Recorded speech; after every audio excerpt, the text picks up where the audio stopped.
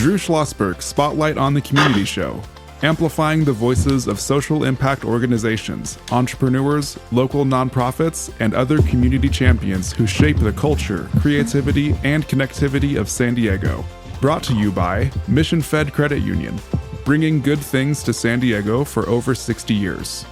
Learn more about what is good for you and good for all by visiting www.missionfed.com.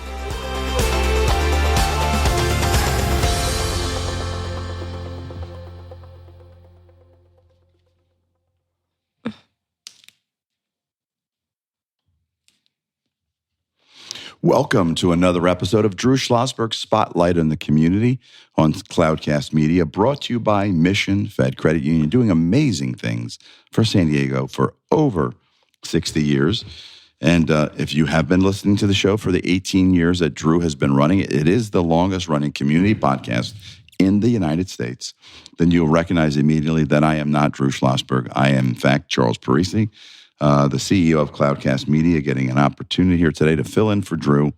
But fortunately, I am not flying the airplane alone. I'm here with the associate producer of the show, Brandon Joe. Brandon, hello, hello. Aloha. We've got a fun story we're about to tell. Yeah, I'm excited. An amazing story. It's a incredible San Diego story.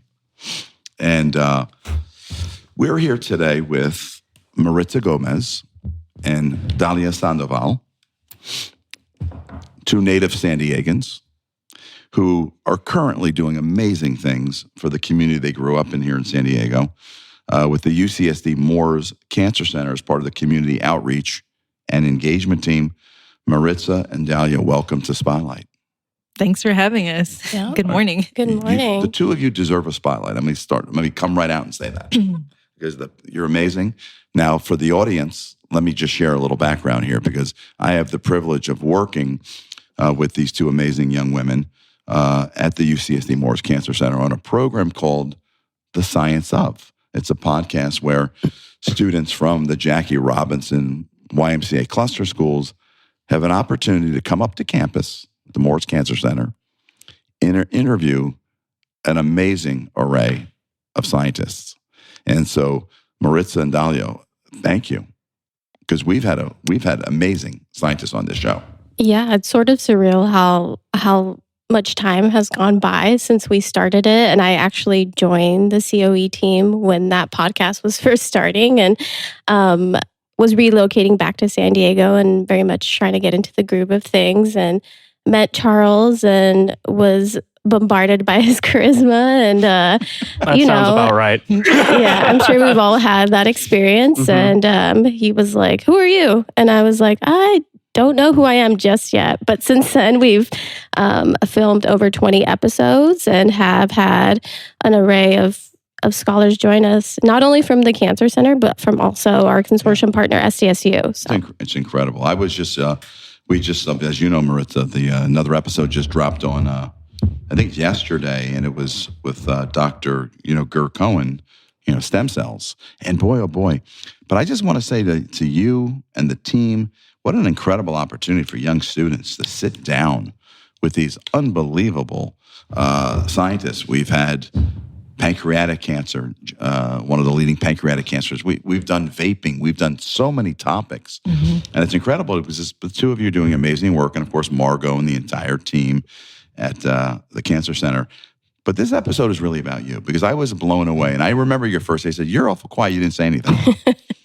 I was very, very nervous. And that was actually my first meeting in the community. And they were like, "Show up at this YMCA. We're going to discuss this podcast." And I was like, "Okay." And I think that's all I said that day. Yeah, well, you're amazing. So here's what's pretty cool, Brandon. I want you to share this because Brandon, of course, when he's not the associate producer for Cloudcast and working on a variety of projects with us, he's actually a junior at UCSD. Yippee. Whoa, congratulations. Go Thank Tritons. you very much. Yeah, I'm getting slapped right now. But other than that, it's a good place to be at. All sorts of amazing people.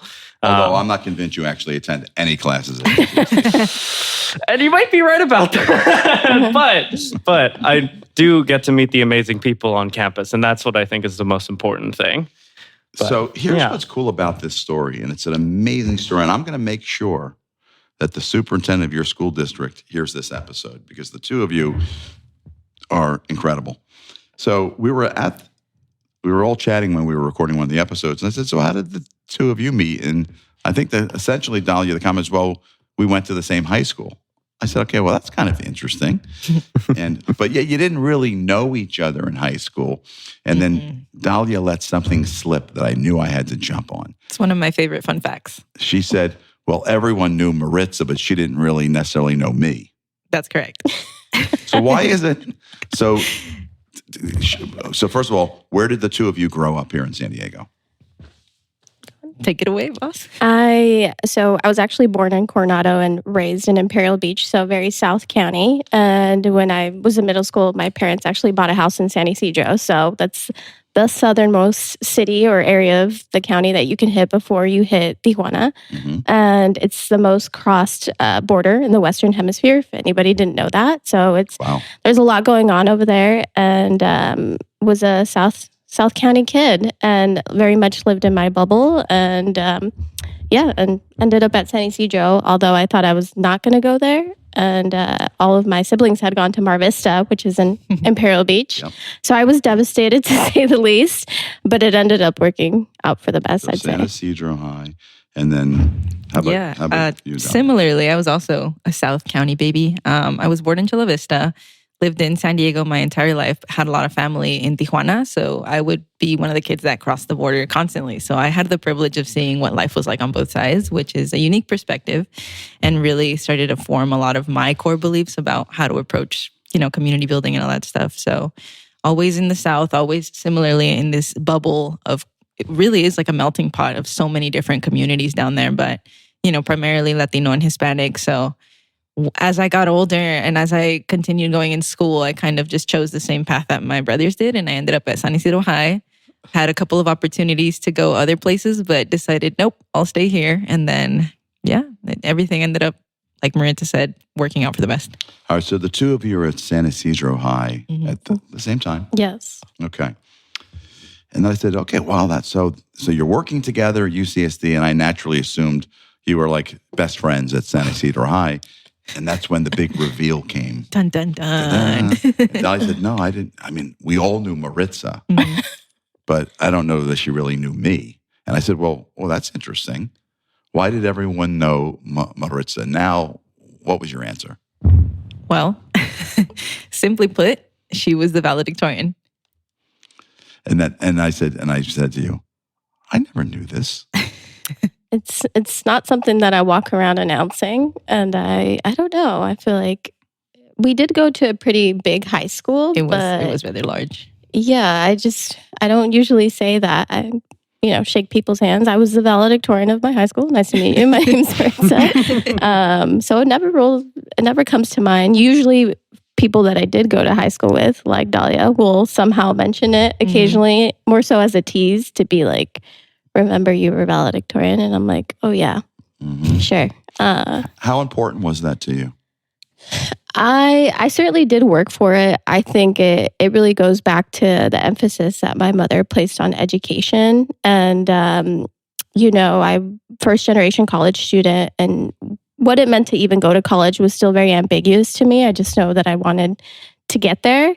And I know that, my education certainly had a big part in it. And I was very focused. And I knew, to Dahlia's point about living in a bubble, this was like my golden ticket out of here.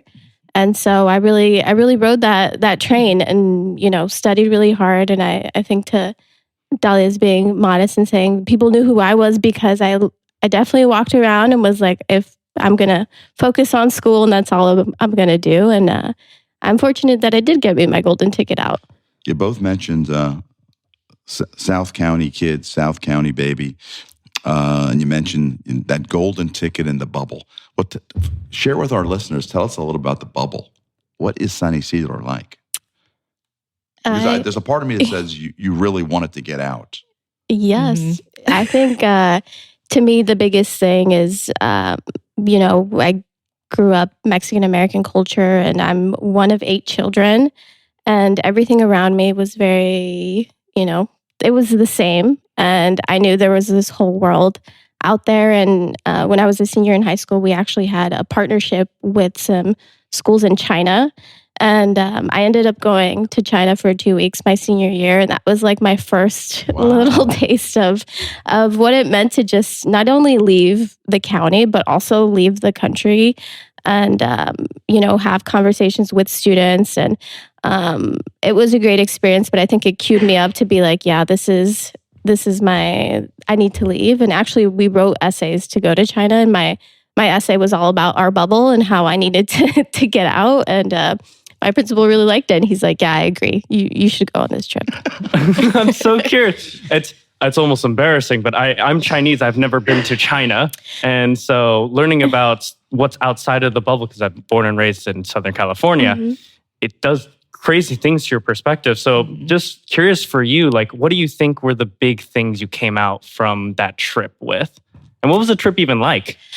Oh my gosh, it was an amazing experience. We went to 4 different cities, and it's surreal that it's been over 10 years now. And my sister is actually a teacher at our high school as well, and was Dahlia's teacher as well. And I actually saw one of my old teachers, who's still her colleague, and she went on the trip to China, and she was like, "Hey, how's life?" And I was like, "It's going great." And she's like, "Well, I'm so proud of you." But I just remember being this 17-year-old kid walking around these like busy streets in Shanghai.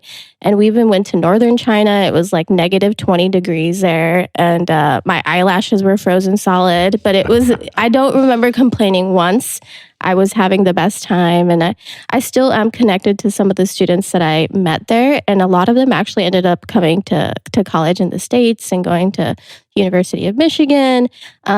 So it was a great experience. I can't speak to it enough. Yeah. Dahlia, any cool experiences like that for you down at San Ysidro High? Actually, yeah. So again, very similarly, I was always around, the Hispanic, Latino culture, Mexican American. In my family, it was very much like, these are the standards that you need to meet. And if you don't, that's not viewed as success. So I very much followed that traditional mindset. So I was always an overachiever, always in sports, always super busy. And yeah, it definitely decided that I wanted to see more. I've always been super curious. And so one of the opportunities that came up for me in high school was similarly a trip outside of the country. So I ended up going to Europe for a couple of days. It was about a week and a half, but we visited 3 countries. We went to France, we went to Spain, and we went to England. And not only to Italy. I've that's actually a dream of mine, is to go there. It's on the list. Okay, it's on the list. It's on the to-do list. But we can only cover so much in a week and a half. Yeah, I know. But yeah, no, after seeing that, I was really impacted by all the culture and just how people think. I'm fascinated by it. I can sit, in a city square and just watch people for a whole day. So seeing that just really made me think, like, there's more out there. There's so much more out there. And, That's beautiful. Everything looks so different from where I am at home, obviously for many reasons. Yeah, but Brandon, I know you have a question, but it just shows you why programs like this are so important in high schools. But go ahead. Yeah, I know you had a question. Man, I wish I had that in my high school. Oh, no, I think maybe anyways, before I just get caught up in my own thoughts, I'm curious. So you say you used to have, or maybe even still now, an overachiever mindset. Is that still the case? Very much so. Gotcha. So the things that you were taught just kind of were ingrained and are now just you. Yeah. Interesting. And so I guess how does that... So for those of us who have a lot of responsibilities, doing stuff, want to like achieve a lot here and find that like, oh, I don't have the time to go out into the world, to travel, to see... Like, what would you say to someone like that? I think one of my favorite phrases is life's too short. And I oversay that so many times, but it really is too short. There's not enough time to do everything that you want. So you really have to live in the moment. Obviously, priorities arise, but if you have the opportunity to do things like that, I think it's worth finding out what's on the other side. Yeah. So here's where the story continues to grow. So we have these 2 South County girls wanting to get out of their bubble. They end up going to phenomenal universities. No surprise, right? We've got a valedictorian, brilliant young woman here, and Dahlia. So You didn't mess around, did you? UC Berkeley and UC Davis. Yeah. Go Bears. And Aggies. I guess there's a little bit of a rivalry there. So how amazing. So when you first, share with us when you first saw that accepted letter come in. Tell me what your parents thought for both of you. My mom offered to buy me a new car to stay and go to UCSD instead. She wanted you That's funny.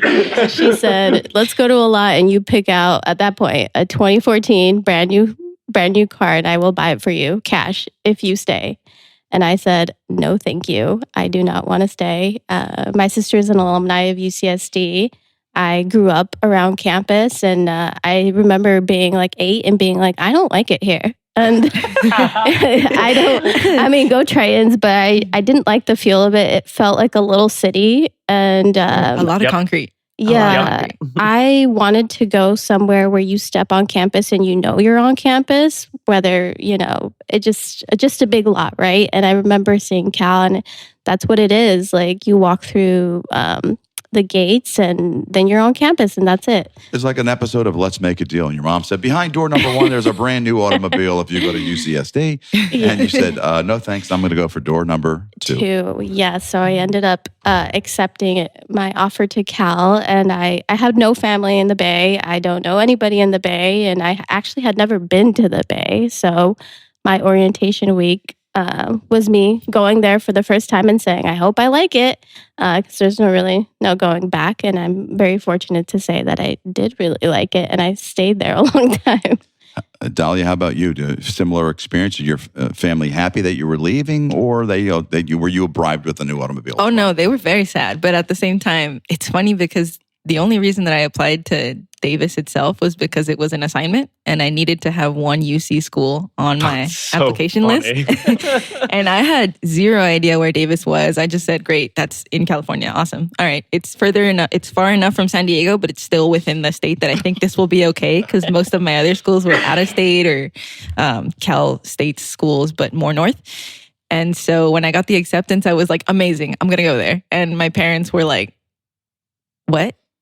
So it took them a little minute to realize that I was leaving. But once they realized, I was like, okay, great. They were on board and we went to go visit it. Similar to Maritza, my first time being at that school was at my orientation and it couldn't be further from what San Diego life was like.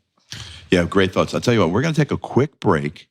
You've been listening to Drew Schlosberg's Spotlight on the Community here on Cloudcast Media, brought to you by Mission Fed Credit Union, doing amazing things for over 60 years. And then we'll be right back and we're going to pick up the conversation. When you do your banking with Mission Fed, you get great rates on auto and home loans. That's good for you, but something good also happens for a lot of other people. We're not for profit, so we put money back into the community to help lots of great nonprofits to keep San Diego strong. So you're not just getting something good, you're doing something good. Come to Mission Fed. It's banking that's good for all. Brand amplification is the DNA of Cloudcast Media, and our code is the powerful blending of sound, voice, and storytelling to lift local brands and their communities. Whether it is our Brandcast, Schoolcast, or Causecast platforms, the unifying ethos is all about this community, the one you call home. If you dare to dream and want to explore the brand amplification of Cloudcast, a national leader in local podcasting and other Winfluence strategies, please visit us at cloudcast.us.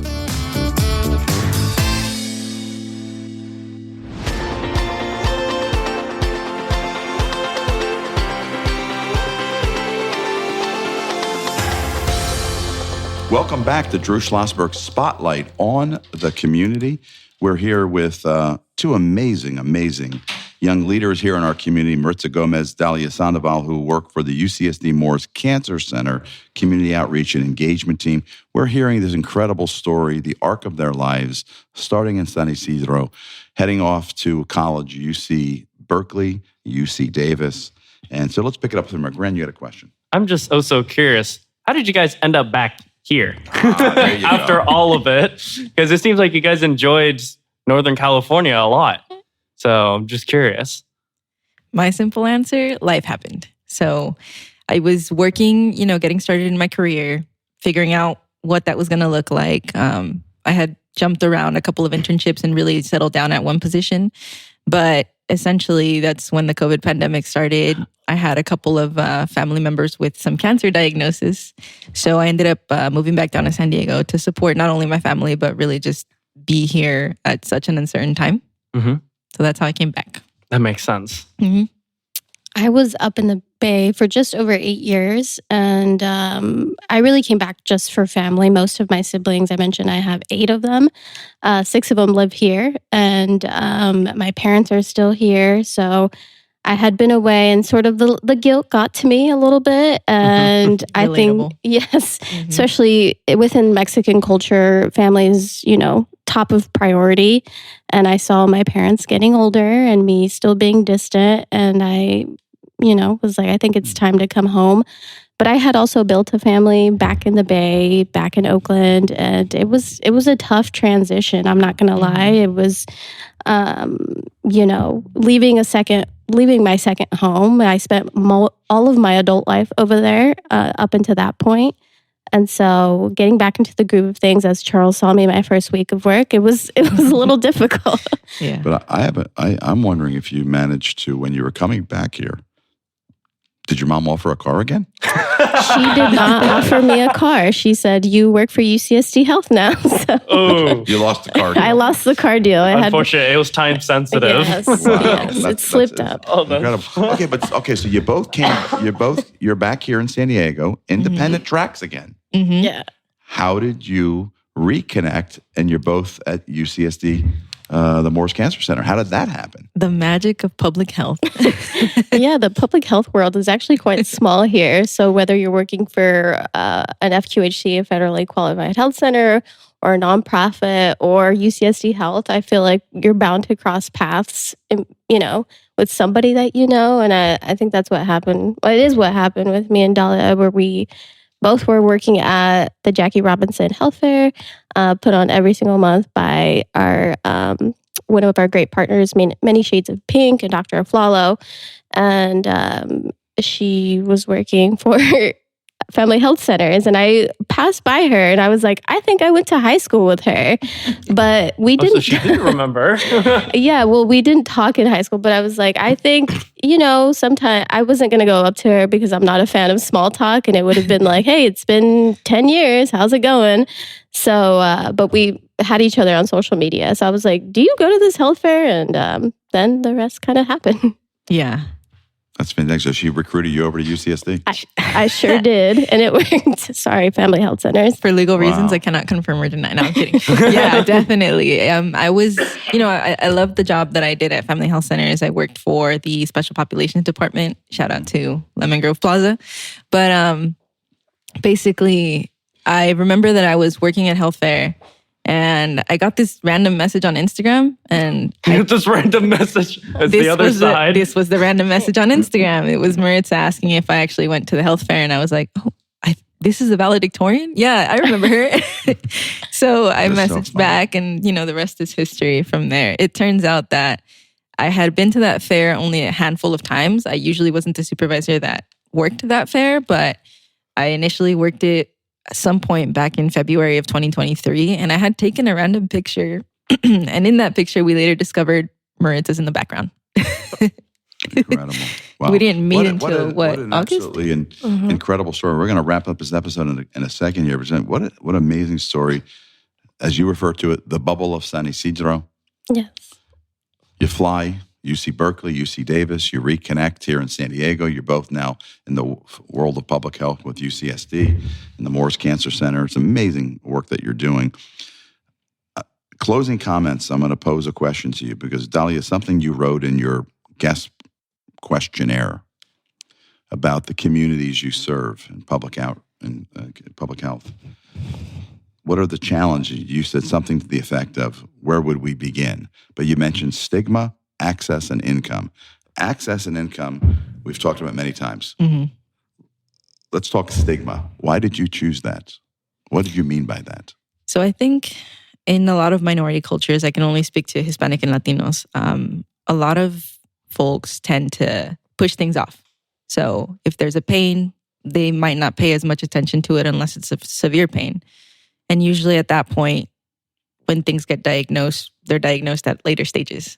And a lot of it comes down to, at least for the men in my family I can speak to, showing pain and going to get help is seen as a sign of weakness. Mm-hmm. And it's actually not. So a lot of that stigma and breaking down those ideas and saying, hey, if you catch things earlier, they're more treatable, is what we've really driven in the work that we do today, is really just empowering the community to take their own health back themselves and not exactly listen to these societal ideas, but listen to their bodies. Maritza, any final thoughts? Yeah, I mean, putting our COE hats on, we know that San Diego is the 5th largest county and in the entire country, and it's our catchment area. So we're serving everybody. So even though we're South Bay babies, we're traveling up to North County. We're speaking to the same inequities seen everywhere, and we're trying to, catapult that access and make sure folks have the resources, the education, and provide those linkages to care with our community partners in a way that's culturally competent. So we're fortunate to be bilingual and have those tough conversations sometimes out in community. And I think both, I won't speak for Dahlia, but I definitely don't take it for granted. Not at all. Well, listen, I'm excited personally because I work with the two of you over at the Morris Cancer Center on the Science Up podcast. And it's going to be great to watch the two of you grow because you're going a very, very long way. You're two superstars. Thank you. And it's amazing, the journey and the arc you've been on, and you're going places as you have, like you first went to Europe in high school and went to China, got out of, first time ever traveled. You're going many, many places in life, and it's a pleasure to be here on the show with you today. You've been listening to Drew Schlosberg's Spotlight in the Community. I'm filling in for Drew. I'm Charles Parisi with Cloudcast Media. Flying the airplane today with me was the one and only Brandon. Thank you, Brandon. Just a guy. Good timing there, Brandon. Brandon Joe, who is also a UCSD student when he's not here at Cloudcast and running his own entity called Treasure Hacks. This show's been brought to you by Mission Fed Credit Union, doing amazing things for San Diego for over 6 years. Thank you for listening, and be sure to come back and listen again. You've been listening to an episode of Drew Schlosberg's Spotlight on the Community Show, amplifying the voices of social impact organizations, entrepreneurs, local nonprofits, and other community champions who shape the culture, creativity, and connectivity of San Diego community. Brought to you by Mission Fed Credit Union, bringing good things to San Diego for over 60 years. Learn more about what is good for you and good for all by visiting www.missionfed.com.